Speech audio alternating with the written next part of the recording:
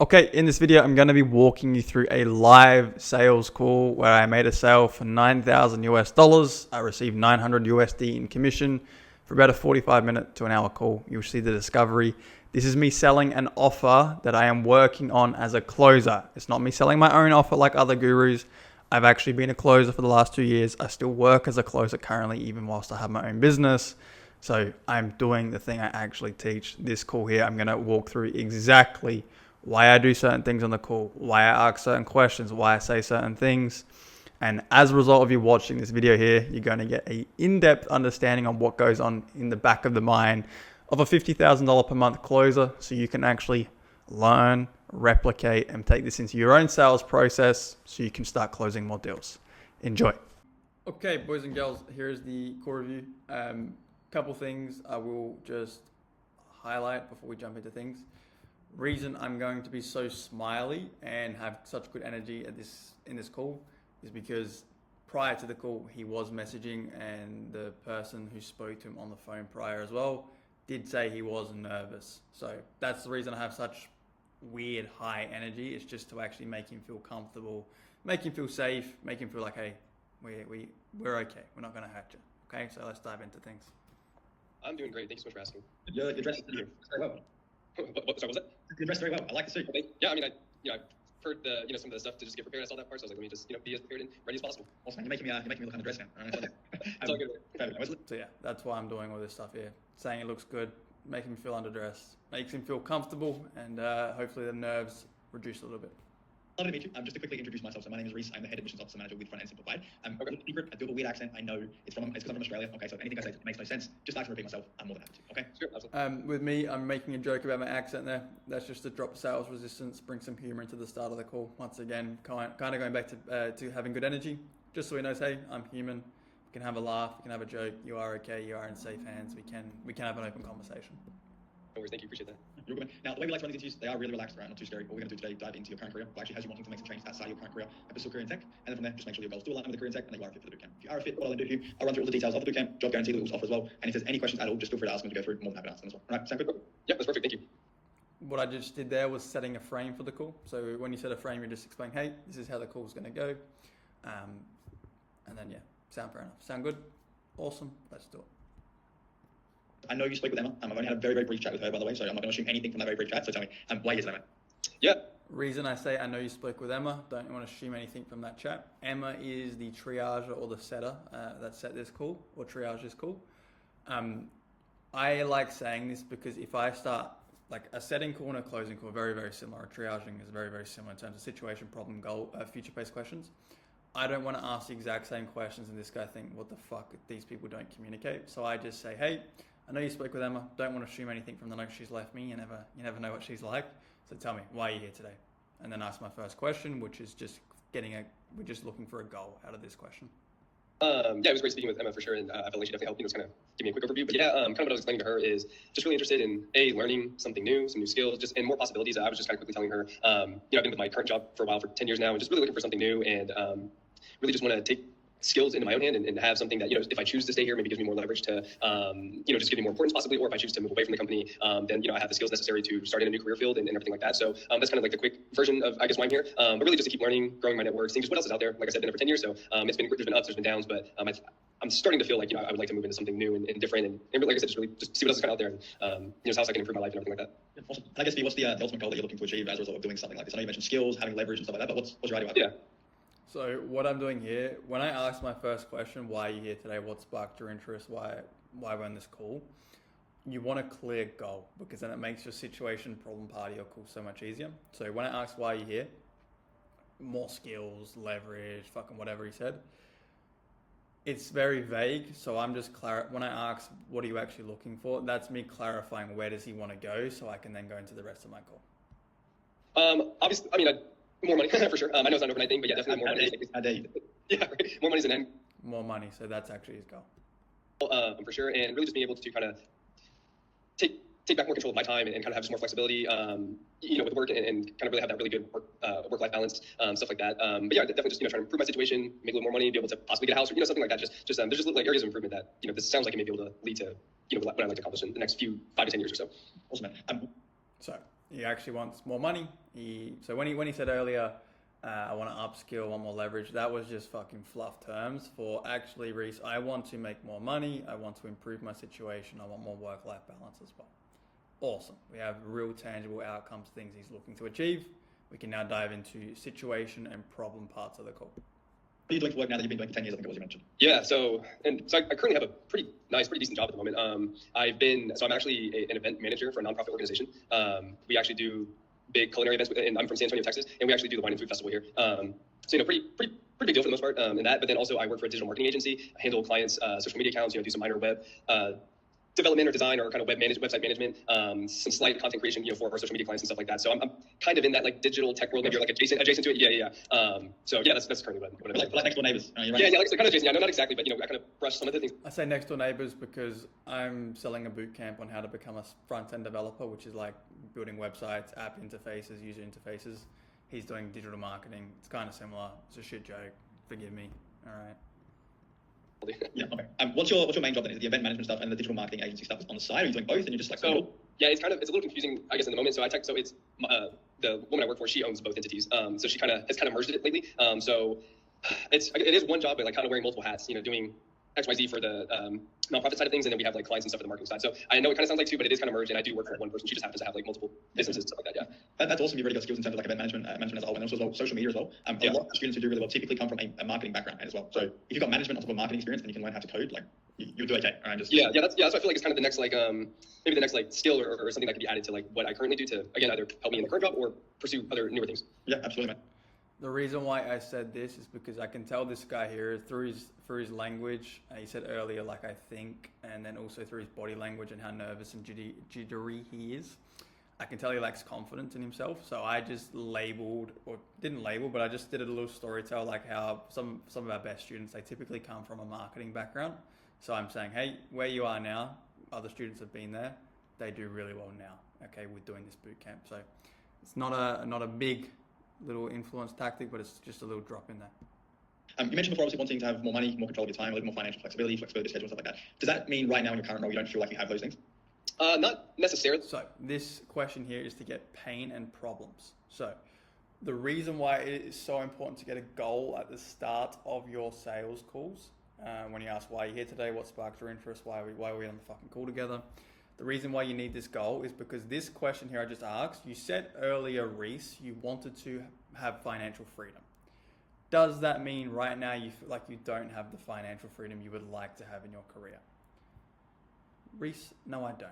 Okay, and then they're going to dive into pain and problems. It's if you can get a clear goal and then ask this question, it's so easy to find problems in the situation problem part of a call. I would say, obviously, the last few years coming off of the pandemic, things have been different. We have been working from home, so I kind of have had that for the last few years. But this year, we've been kind of changing that. We've been back in the office. I'm not entirely against that, but now we're back in the office. Things have kind of slowed down work-wise. We just recently got some significant pay cuts. So it's like, I'm back in the office. I got a pay cut, and it's just like this. Just kind of, I just didn't like the way that's trending. And again, like I said, not against office work or anything like that, but now just kind of realizing like what I want more in life or what I'd really like from a work-life balance perspective and everything. What you all have kind of offered or seem to offer, it sounds like, okay, that's kind of checking more boxes for me versus like what we kind of returned to. Seem to offer, and he said, I think what you guys do here can help me or whatever else. So I think and seem to offer, these are signs, and this is language of lack of trust, lack of belief. So later on the call, I will then make sure I take care of this with my pitch by showing him like testimonials. I will show him public reviews on us, Forbes articles, all this stuff here, which creates an insane amount of trust. So then that way this limiting belief does go away. So far in the last year. So yeah, that's just kind of where it's at right now. And I was telling Emma too, prior to this pay cut we recently had in the last few months, in the San Antonio, Texas market, I was relatively making like decent money. Not super great, but I was at 75K, so that's relatively good for this market. But yeah, there were just some other things, and the type of work is what I'm interested in. Or I'm sorry, a new type of work is what I'm interested in. I'm just kind of not really interested in doing every day what we do for work. That's why I'm just like I said, been there for 10 years, so just really interested in just seeing some new opportunities or what else is out there and stuff like that. I'm just going back to saying things slow down. Say you took a pay cut. Yeah, yeah, back there for 10 years. Yeah, not fun. We've been supposedly on the brink of getting some significant pay raises, but that hasn't been working out, and now we got pay cuts, so it's like feels like we're moving backwards. And in my mind now, if it is permanent, the pay cut at least, it's just not worth doing the job at the current rate. When did that happen? Back in July, so it is pretty recent, but still it like hit the pockets immediately. So it's just like yeah. It's a pretty big pay cut too. So it's like it's like definitely like the last few months I'm like, oh man, I'm at $25,000 down. So 25,000.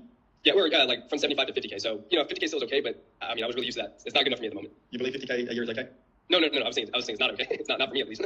Good. That's what I'm saying. Yeah. My 10 years. Yeah, it's not fair. Yeah. I'm not be okay with that myself. Yeah. So like I said, with that paired with just the type of So what I've done there, so obviously he kept saying he got a pay cut, and you can tell through his body language he's very jittery, speaking very fastly, even though it's all sped up. But pay cut, he wouldn't mention how much. So that's why I said how much was the pay cut, and then he said 25K. So he's now getting 50K a year. So he's been at a company for 10 years. He was making 75K a year working remotely. He's now making 50K a year working in office. This is why I then said what I said. Like, you okay with 50K a year? Like, what the fuck? Been there for 10 years, that's not fair. So I'm just kind of joining his side here and saying, like, what the fuck? As if, like, why are you okay with this? And then obviously he reveals that he's not okay with it. it's not making sense right now. Yeah. Okay. With the pay cut the last couple of months then, and then just doing the same type of work that you kind of sound like a little sick of, do you feel like you're on a bit of a hamster? Yeah, kind of. That or just like felt like again what I was telling them is like I just feel like I've been waiting. Like I feel like I've been waiting for like this. I tried identity labeling his situation with like, so when you give something a label, so a situation a label, something like that, they start to actually recognize it better. Hamster was always a good one if someone's on a hamster financially. Didn't work, but kind of got the outcome I was looking for. Raise is coming, or something like that. And excuse me, I'm sorry. I'm just not interested in that anymore. And if there's a way I can learn new skills, get more knowledge, and instead of waiting, I don't want to wait for that. I want to take that for myself, or be able to go out and be like, oh, I can, earn X, Y, Z. So yeah, that's what I was trying to convey to her. Like, I'm not interested in waiting anymore. Like, at least for my current job. Good. It's so refreshing to actually speak to someone, especially in today's day and age when people talk about job. All right. So what I'm about to do here, this is pretty powerful. Really, really fucking powerful. It's called an identity label. So you pretty much tell someone they are a certain thing, and they will live up to it. If you tell your son how smart he is, how hardworking he is, he will start to become smart and hardworking. If you tell someone how stupid they are and how socially awkward they are, they will become socially awkward and they will become self-conscious about it. So I'm about to identity label this person here as things that I want him to be and things he needs to be to make change in his life finally. So have a listen. Like I'm not interested in waiting anymore, like at least for my current job. Good. It's so refreshing to actually speak to someone, especially in today's day and age when people talk about job market, economy, all these things where they're kind of just like a victim to circumstances. It's actually refreshing to speak to someone who's actually, you know what, things didn't go my way, but I'm actually taking responsibility, I'm taking accountability for my situation, and I'm going to be the ones who make those changes, so I can actually get where I want to go. Because what do you think actually happens to people who don't do that? Yeah, I mean, they don't go anywhere, and for a while. Perfect. So I've just identity labeled him as someone who takes responsibility and accountability for the situation, is actually being the one to make change. And then I've also asked at the end, and what do you think happens to people who don't do that? I'm not saying, hey, what do you think happens if you don't do that? I'm saying, what do you think happens to those people over here, some third party that don't take responsibility, don't take accountability, and don't make change? He is about to explain all the things that happen to those people. They never make change. They stay stuck. They just stay stuck in their situation. I can almost guarantee that's the answer he's about to give.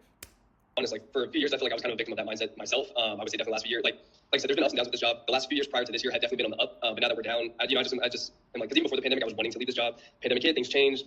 My scope of work kind of changed, but fortunately at the same time, things went up for me. So like I said, I was like, okay, I'm okay for right now. But yeah, like I said, it's really been a big change in mindset the last year or so, but definitely over the last few months. And so yeah, that's just, yeah, I don't want to deal with that. And people who would just stay stagnant, they're going to stay stagnant, not do anything. And I'm just not tired. And I'm just tired of being in that situation or whatever. I can tell you're not that type of person either. Yeah, like I said, I wasn't a point in time, but I'm really trying to move out from that. And I don't want to. I can tell you're not that type of person either. Yeah, that is correct. I'm not that type of person. I'm not a type of person who procrastinates, doesn't make change, doesn't take responsibility and accountability for my situation. He's now stepping into a new identity, and the new identity he needs to step into to make change in his life. That's not all anymore. I guess did something actually happen? Maybe it was the pay cut as well, but like did something shift recently for you where you're like, all right, it is time now to make some serious change. It's time now to get these skill sets so I can take responsibility of my future and where I go. Yeah, it's kind of been a slow build of things of just like, again, just the type of work we do is just like, I'm just not as interested in it anymore. Plus some other things, being back in office again, that's not the worst part, but we hired some new people who just really they were supposed to make things a little bit easier for us as a whole team. They just ruined stuff and essentially ate into, company profits and stuff like that, which then resulted in everyone getting cut. So really the pay cut is kind of what really helped me be like, yeah, I'm done with this, unless things were to significantly change. But like I said, I'm not trying to put all my eggs in one basket anymore. So it's kind of been a slow build, but like I said, definitely that pay cut has definitely been the catalyst. And at the way that things seem, it would just take a lot of work. Not that I'm against that, but in our organization, we're a small business to begin with. So it's not like we're a huge company. We're a very small business. And that is, it just doesn't seem plausible to get back up with the current team we have and the current things that we need to achieve. It just doesn't seem possible or it would be very delayed before we're back at healthy finances, healthy financial situation as an organization. And you don't want to wait or put your own fate in the hands of a business growing and getting back to where it was. Right. Again, like I said, I'm not against work, but I'd rather put some eggs in a different basket as I'm still working. And if I can grow and learn more and, opportunities to rise or change, then I at least want to be prepared and at least give myself an opportunity to change and stuff like that. Absolutely, man. Just want to go. Now I'm going to tell you a little secret. I don't know if you know this, but you've been in your job for 10 years. Yeah. So what I'm about to do here is just about, because I can tell how nervous he is, and prior to the call, I knew he was nervous. I can tell through his body language, he's moving around, he's not sure of himself, he's using I think, I hope, like language like that. When someone uses that language, it's uncertain language, they don't trust themselves 100%. And they're nervous, and they typically do not like discomfort. So I'm about to pre-handle nerves, discomfort, and uncertainty. So then at the end of this call, when we get to pricing and tuition side of stuff, whenever you invest into yourself, whether you're an entrepreneur who's made hundreds of thousands of dollars, or you're a beginner looking to make a change from your career to something new, it's money. People are emotional about money. It's uneasy. It's an uncomfortable conversation. So I'm just pre-handling this here to make sure he's willing to embrace that uncertainty and discomfort to get to where he wants to go. You'll see how that goes in a second. Opportunities to rise or change, then I at least want to be prepared and at least give myself an opportunity to change and stuff like that. I just want to go. Now I'm going to tell you a little secret. I don't know if you know this, but you've been in your job for 10 years. Yeah. With change outside of it, because you've been there for so long, I'm sure it's very comfortable. You know the people, we have the same coffee on the same time every day. It's very comfortable. Change, on the other hand, and learning new things, as exciting as it is, because yes, you have a new opportunity, yes, you can do great things, it's still scary. It's still uncomfortable. It's still a challenge. Not a lot of people are willing to actually embrace that and step into that discomfort. Is that something you're actually willing to do yourself? Because you don't have to either. Right. Yeah. No, I definitely feel like I am. And I mean, to your point, been there for 10 years, so it's like I haven't, done stuff that's been too uncomfortable, and to a degree definitely have been comfortable. I'm not against that. Not against that at all. I'm definitely, honestly, I've been kind of joking with some of my friends or people around me, like, man, it's not that it's on them, it's on me for sure, but it's like, man, I wish someone would have just been like, random, like, what are you doing? Like, kind of slap me around or something. I've even, over the last few years, just sidebarring, been really focused on getting back in the gym and being consistent every day. And even that was one thing that's really helped change my mindset as well. So yeah, just little things like that where I'm like, man, I wish someone would just been like, just slap me in the face and be like, come on, or something like that. Like you maybe need that accountability. Yeah, exactly. So like I said, again, it's a sidebar, but being in the gym has helped me realize like that self-accountability, and I feel like I can translate that to other things now. Good, man. With the embracing a new challenge, embracing discomfort side of stuff, why are you so willing to do that as well? Okay. So the accountability side, so he said he wishes someone would just slap him in the face, and I said, so you feel like you need that accountability? I will take these words here and use this. I don't think I use it at this point of the call. I think I use it in the pitch when I'm talking about the mentorship and how that's structured. And what I'll say to him is, are you okay for myself and the coaches here to hold you accountable to that standard that you've got for yourself? The reason why I ask this is because if he tries giving me objections at the end of the call, and I'm objection handling and I'm holding him accountable and I'm walking him through the fire, it is so much easier for me to do so after he's told me I'm allowed to hold him accountable to where he wants to be in life. So yeah, I don't know if I do it at this point of the call. I think I do it later, but that is so important. If you can get permission to hold people accountable, it means objection handling you can do, you have permission to do, they're going to be okay with it, and they know they're doing it. You're doing it for them, not to them. And also as well, what I'm about to say, why he's so willing to embrace that discomfort. This is just getting him to understand why it is so important he doesn't let fear overtake him and why he overcomes fear.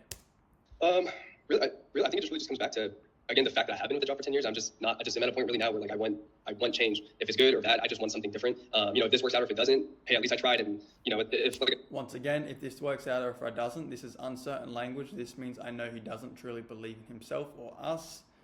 In the pitch, I'm going to show him testimonial videos of people just like him, no experience, been able to achieve XYZ goal, and I'm going to show him social proof on us, articles in Forbes, Trustpilot, so he trusts us as well. I was telling Emma, I've done this for 10 years now with the current job. If I can 6-9 months or whatever the program length is or however that goes, I think I can do that. If I've been dealing with BS for 10 years, then I can try something for a few more months or about a year, another year. And if it can help me in the long run, then hey, it pays off. And if not at the very least, then maybe at least just learn some more information or a few new skills or something. So the worst case scenario with this as well, you follow the steps, you follow instructions, you don't know the job, you get a full tuition refund plus $1,000. So right, yeah, a bunch of skills, make an extra $1,000, or otherwise you get a really, really good job. So exactly, yeah. Now. So for the offer, we do have a job guarantee. It is in writing, and it's actually not just some bullshit guarantee. We refund students all the time. If they're 6 months in, they're not, or 3 months in, they're just like, hey, I can't afford it. We refund them. So I can say that on a sales call, hey, worst case scenario is you get a full tuition refund plus $1,000, because the business owner I work with and our sales reps, we don't actually care about the money a whole lot. We'd rather reputation be upheld, people have a good experience with us, give their money back, they're happy. We're happy when I have a bad review, happy days. So I can actually say that on my sales calls with full confidence. In terms of income goals, I know obviously you said earlier you want to make more money, just drop $25,000 a year, which must absolutely hurt. It would hurt. Yeah. Yeah. What type of income do you want to be making on a yearly basis as a result of making this career change and also stacking this skill on top of the already amazing ones you've got, which is a lot about? Now I'm moving into future pacing. So we've gone from situation, his job, problems, the money side of stuff, done some pre-handling of objections. Now I'm moving into future pacing, finding out what he wants the future to look like once he's completed the boot camp. That's what you have as well. Yeah, I mean, definitely the 100K plus range. Like I said, I've been making 75 for the last few years. So it's honestly for the San Antonio market, it is pretty decent. But I want more. Especially with a supposed pay increase at my job. Again, apparently it was going to be upwards of 100K plus, and now we're half that. So it just doesn't make sense. But yeah, definitely the 100K plus range for sure is my goal. Is an end goal. Awesome. For you, number one, taking on a challenge and embracing some discomfort, which you haven't embraced for a long time, by the sounds of it. But then more importantly, actually achieving the things you want to achieve in terms of. I'm just dropping a little dig in there, saying you haven't embraced discomfort for a while, so actually being able to do that, number one, and then I'm going to ask how would things be different?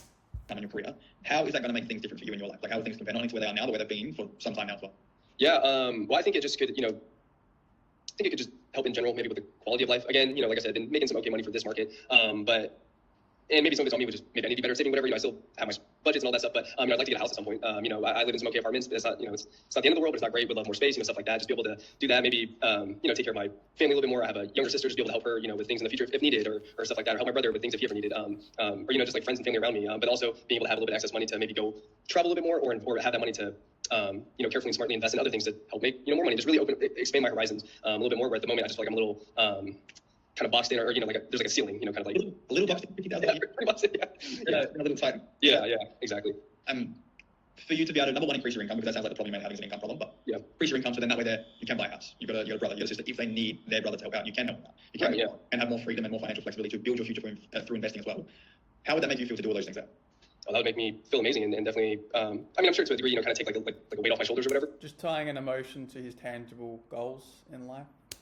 I think it would just feel nice to be able to, okay, I can at least try, I can at least try those things. And hey, something else, like an investment opportunity over here sounds interesting, or help build up my sister's college fund because she's significantly younger than me. It's just like little things like that, just being able to kind of help the people around me, plus myself, just in small ways over time. It would be nice. It definitely would be a very nice thing. Awesome. And I guess for you, why is it actually so important to do something now as well? Because a lot of people, they're not. So what you'll find here is most salespeople would go into building a gap. So how close do you feel like you are to achieving XYZ goals with your current job, current situation? I've tried this question on the offer I sell, and I've been selling this for the last 12 months. I've tried that question. For some reason, it just doesn't hit the way it usually does on a BizOp offer. I don't know why. And I don't go into consequence questions either, which is most people do on any other offer. I'm just using a why now, why not later question. Still has the same impact. It's not as impactful as consequence and building a gap, but for some reason for this offer here, it works perfectly fine. So yeah. 100% happy with their career in terms of the money they make, freedom they have, all these things here. They know they need to make a change, and they know they've needed to make a change for a while, and they'll still say, hey. Sorry, I'm just going to go back quickly. Than me. It's just like little things like that, just being able to kind of help the people around me, plus myself, just in small ways over time. It would be nice. It definitely would be a very nice thing. Awesome. And I guess for you, why is it actually so important to do something now as well? Because a lot of people, they're not 100% happy with their career in terms of the money they make, freedom they have, all these things here. They know they need to make a change, and they know they've needed to make a change for a while, and they'll still say, hey, I'm going to do something tomorrow, next week, next year. It's my New Year's resolution. Finally, I'm going to step into the run I know I need to be. And what happens is they just procrastinate and fall into a cycle of just fear, and nothing ever changes. So it's actually so important you do draw a line in the sand now and not fall into that trap. Yeah, well, probably because, up until the last few years, I would say I've been a victim of that. I've had that mindset, I can do it tomorrow. I'll pick up that book or whatever tomorrow. I'll learn, download a new app to start learning about something tomorrow and stuff like that. And a few years back, I just finally had that change where I was like, no, I can't keep doing this. I have to make changes of all types, physical changes, kind of mindset changes and everything like that. And I feel like, to the point where I'm now like, okay, just turned 33. I can't keep going on the same way of life. I have to. Why not? You can fall back into old ways, keep procrastinating. Why not just do that? Right? Yeah, no, that's too easy. That's too easy to do that. And that's just not what I'm just getting him to dig his feet in the ground now. So I'm saying, why not? Why not? You can just go back into old ways. You can keep procrastinating. You can keep working your job. What he's going to do is bite back and say, no, Reese, I can't do that, because if I keep doing that, I'm going to keep living the same life I've been living, which is internally influencing him to make him realize that he needs to make a change. I don't want to just do something that's easy or comfortable anymore. I want change because there's just things I want in life, and I'm just currently not able to achieve them all at the moment. Maybe some here and there, but I want to be able to pay a moment's notice or something. Just things like that where I'm like, don't have to juggle so many things before I can just make a decision that could really benefit me or something like that. And it sounds like you're not willing to settle for procrastination and not making change. Right. Yeah. Yes. And again, that's still something I'm, working on. We all work on ourselves daily, I'm sure. But yeah, that's something that I've been trying to work on and break out of those habits and force myself into something. Again, just a good example has been the gym. I was annoying always going, but now it's a part of my day. Like now I get mad if I'm not in there. So it's like, so it's just things like that, just kind of tinkering with my brain to make those changes. Yeah, absolutely. And I guess for you, whose responsibility is it whether you do continue to procrastinate or not make change or not embrace discomfort? Right. That's all back on me. And so now I have to, hold myself accountable in all, facets of life now and everything like that. So, and since I've recognized that now for the last few years, that's on me. So that's why I'm like, okay, I have to be the one to change it or go out there and seek those opportunities for change. Yeah. And seek those opportunities and take action as well. Okay. Exactly. So the gym. All right. There's lots of people have gym memberships and they seek change and they seek opportunity and they seek the gym. Who do you think gets results? People who have access to who actually use it and actually apply. Okay, so just going back, when I asked whose responsibility is it whether you do settle or do make change, the reason I do this here is getting the person to understand it is their responsibility. They need to take accountability. It's not their partners, it's not their dogs, it's not their mums, it's their responsibility. They're the one who needs to make the change. So when he says it's my responsibility, if he tries to give me a partner objection at the end of the call, I don't even know if he has a partner, but if he does, he told me earlier it's his responsibility and it's not his partner's responsibility. It's his responsibility to make a change. That pre-handles that objection. And then also as well, he said there, look for opportunities. I fixed his language. So I said, not just look for opportunities, take action. And then to actually make sure it's reinforced, I give an analogy on the gym. Why did I use the gym analogy? Because he told me earlier 3 years ago, he started going to the gym and he's seen the improvements in his life. He knows what the reality is of going to the gym. He knows that people have gym memberships and don't go, they don't get results. Even though they seeked out the opportunity to go to the gym, they haven't gone, so they haven't got results. I'm saying the people who have the gym membership and actually take action are the ones who get results. So then that obviously correlates to this. You can jump on all these calls you want, man. You can seek out all the opportunities, but until you take action, you're not going to get results. So I'll go back a little bit. Yeah, and seek those opportunities and take action as well. Okay, Exactly. So the gym. All right, there's lots of people have gym memberships and they seek change and they seek opportunity and they seek the gym. Who do you think gets results? The people who have access to who actually use it and actually apply it. Right. Yeah. The ones that are going in, taking advantage of it, taking action, everything like that. Absolutely. Great answer. You're a very smart guy. Give me a couple seconds. I'm going to load it. Great answer. You're a smart guy. I'm just giving a nice compliment. Because when you can treat your prospects as if, like, it sounds bad, like a little bit of a dog. So when they give you good answers, when they adopt your way of thinking, when they start adopting your mindset and the belief systems you want them to adopt, you reward them. You say, well done. I said it earlier in the call, you're a smart guy, great answer. That's an intelligent answer. That's what a smart person would say. Because that makes them feel good and they'll keep giving good answers. They'll keep adopting your mindset. They'll keep falling into your frame. So you're just training them as you go. So in summary, with this here, this is just a discovery. Only objections this guy here is going to have from this point here onwards is belief in himself and also as well just trust in us. Okay, when he kept saying, I think, I believe you guys do, if I can do this, it was words like that and language like that. That's just a sign he has a limiting belief on his own capabilities as a man, which I think is where it probably stems from, just from his lack of confidence in himself, and then just a little bit of trust in us. So I'm just pre-handling that in the pitch. I'll just show him some testimonials of people just like him who have achieved XYZ thing. I even show them even show him their LinkedIn and their actual pages so he can contact them. We have nothing to hide. And then I'll just show him Trustpilot reviews on us, articles on us. We've been around for XYZ years. You can trust us. We are okay. And then also as well, that accountability thing. So he said he needed someone to slap him around in the past because he couldn't hold himself accountable. When I talk about how he has one-on-one mentorship, I'll say something about how accountability is very important to us so we can actually help students get to where they want to go. Are you okay with myself and the rest of the mentors here to hold you accountable to that standard you've got to yourself so you can get to where you want to be? Yes, Reese, I am. Okay, why are you so okay with that? Because in the past I've let myself down, so I need someone to hold me to that standard. Perfect. Then at the end of the call, this man here cannot give me objections. This man, I have pre-handled all the nerves that come up with finances. I pre-handled all the uncertainty. I pre-handled partner because it's his responsibility. He knows he needs to take action. He can't just seek out opportunities and things will change. He actually needs to pull the trigger. Everything here is pre-handled. Everything here is taken care of. This is a tight discovery. This is how you do a discovery as well. Like good energy opening up, make him feel good, make him have a laugh, give him a compliment, situation, problem, what's changed, why does he want to change now, pre-handling some objections with nerves, move into future pacing, go into consequence stage. I didn't ask consequence questions, but I asked like why now, why not later, dug his feet in the ground, if he's willing to settle for that, whose responsibility is it, made sure he knows he needs to take action, and then the pitch, I just fill in the gaps. That is how you do a discovery, boys and girls, okay? No fake tonality bullshit, none of this. This is a good discovery, this is how you do it. If you implement this stuff, you will make more money. You would deal with less objections as well in your sales calls. You can have fun on your calls. Your prospects will thank you once they move forward, and that's how it's done. And then just to quickly round this off, this is me at the end of the call. He did give me a couple of objections just around finances. He said he had to move money around. That is typically usually a smoke screen for their real concern. So when I get that objection, I would just say, no worries, if you've got to move money around, we can do a small deposit and then we can do the remaining once the money's moved. That will then they'll either then say, perfect, that works for me, I'd love to do that. And then you know it was actually not a smoke screen. Or they'll say, no, actually it's just this. Then you get the real concern. In this scenario here, he actually did just need to move money around, which is quite rare. So you can see here. That's absolutely fine, man. What we can do just while you reach off the round, we can just do a $1,000 deposit. Okay, I'm sure you've got that in one of the accounts. Yeah. Around, and then we can obviously organize the remaining 8,000 once that's set up. Does that sound fair if you did that? That's doable at the moment. Let's do it. Give me 2 seconds. Sure. Perfect, took $1,000, and then 2 days later, it was actually 3 days later, he moved money from one bank account to another, paid the remaining 8,000, and that was it. So he gave me a couple of objections. I obviously didn't show you that, but if you do want to actually see how I objection handled this guy and got his money, subscribe. I'll post a video further down the line, and thank you for watching, and hopefully you enjoyed.